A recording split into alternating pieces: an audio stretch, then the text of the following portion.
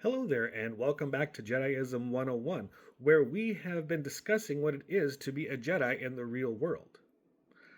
Now, if you remember from our previous discussion, a Jedi realist is a person who has taken a look at the Star Wars universe created by George Lucas and his intention for the Jedi, and has watched the movies, they've read the books, they've seen the comics, they've watched the shows, they've played the role playing game, what have you, and has decided to take those ideas and press them into a system of beliefs to attempt to live by.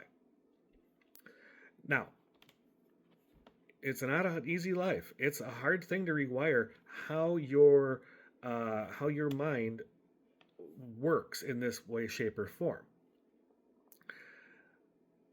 But I thank you all for being on this journey with me. Where we left off was we were talking about the essential element to Jediism, and that is a discussion about the Force. So, welcome to the Force, part 3 of this series.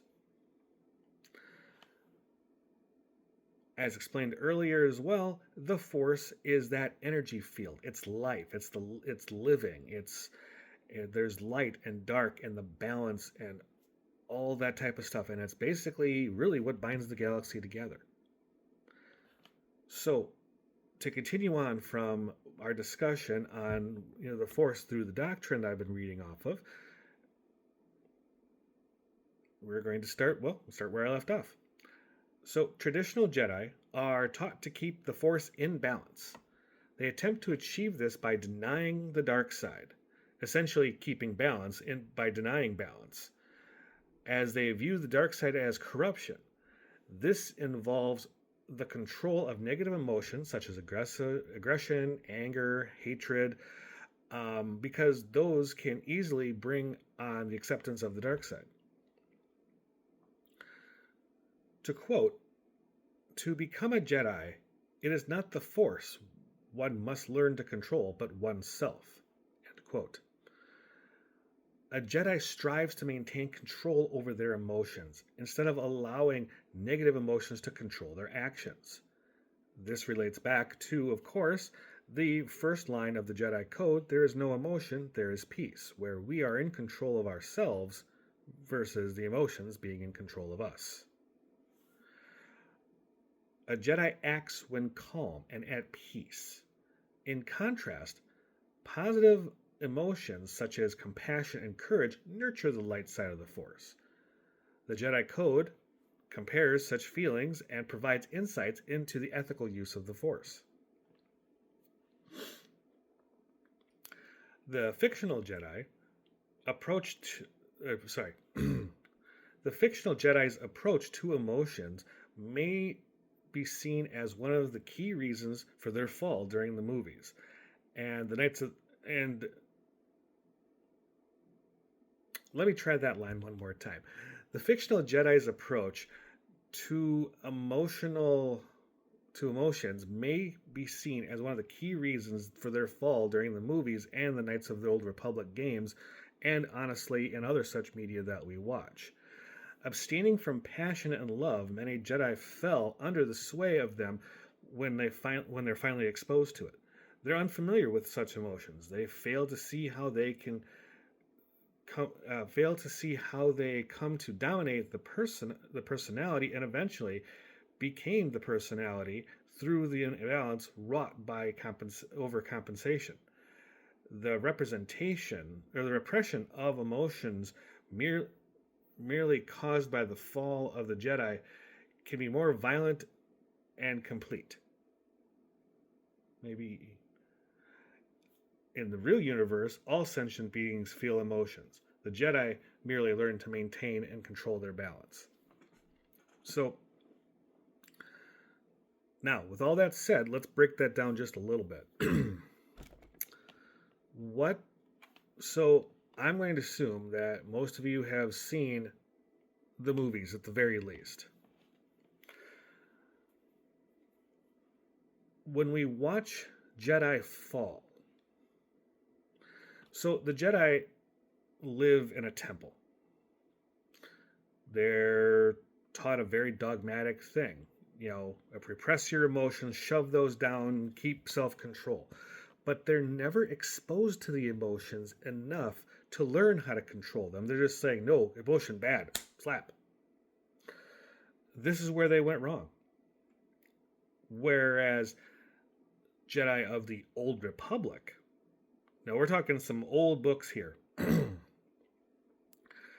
you know, learned of their emotions, experienced their emotions, and then learned to control them. They didn't repress them.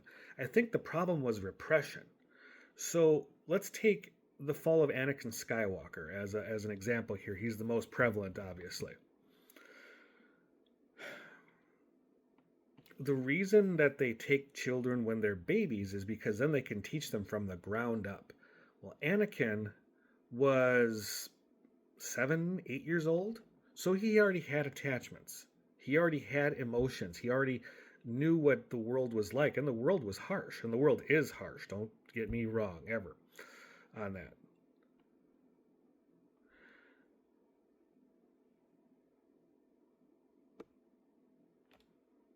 So, so what happened was they tried to when they were teaching Anakin, because he's older, they didn't really teach him how to control his emotions. They taught him how to repress them. Well, what happens when you repress something too often? Well, you put it in a bottle, keep stuff in the bottle, and eventually that bottle is going to get full.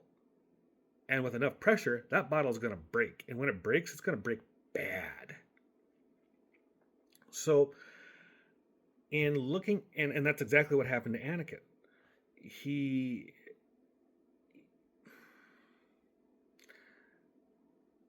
when Yoda told him to train yourself to let go of the things you fear to lose, he was not wrong, but he just simply told Anakin, deal with it. He didn't give him the tools that he needed to be able to keep control of himself, to remain that things pass, things go away. This was a discussion that we had several videos ago about attachment and obsessive attachment. Well, attachments aren't bad. They give us our strength. They kind of help us who we are. But obsessive attachment is the idea that we just can't live without what we are attached to, and that's where the problem is. So Yoda telling him to train himself to learn how to let go, that's great. But you need the tools for that, and those are very complicated and they're different from every person. So the main idea here with the keeping the force in balance is, and I mentioned this a video or two ago, we all have both sides of the force in us. We have a light and we have a dark. And the one that comes out the most is the one that we feed more. But you still have to acknowledge that that darkness is in you. If you look at the Jedi in the movies, and even better, like in the Clone Wars cartoon, you can see that these Jedi Knights and Masters, lauded as they were just not equipped to deal with the horrifics of an actual war.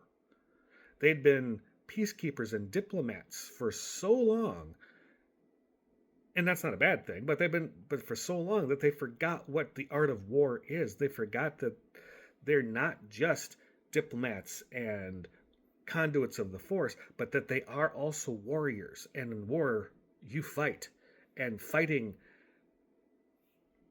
brings something out in you that you have to be able to control it. But they never learned. So while many Jedi during the Clone Wars fell in battle, even worse, some fell to the dark side. And that is really where their downfall came from. It didn't, the machinations of Palpatine were one thing, but I don't think he even expected that many Jedi to just break. Okay, so that's the discussion on the Force that I wanted to have with you. This was a 3-part series. Thank you for sticking around with it. I'm going to leave you with that today. As always, remember, like, subscribe, follow, all this says comment. Please, I want to know. Everybody, you have a good day. Thanks for being here. May the Force be with you.